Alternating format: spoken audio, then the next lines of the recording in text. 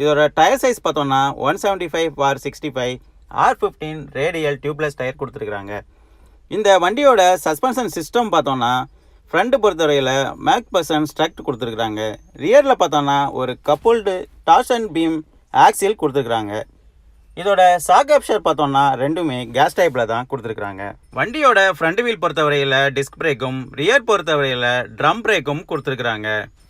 வண்டியோட wheel cladding பார்த்தோம்னா front பம்பர்லேருந்து start ஆகுது.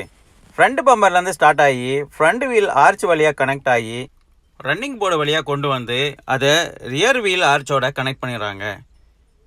இந்த ரியர் வீல் ஆர்ச்சோடையும் கனெக்ட் ஆனது பார்த்தீங்கன்னா அப்படி ரியர் பம்பரில் போய் கனெக்ட் ஆகுது.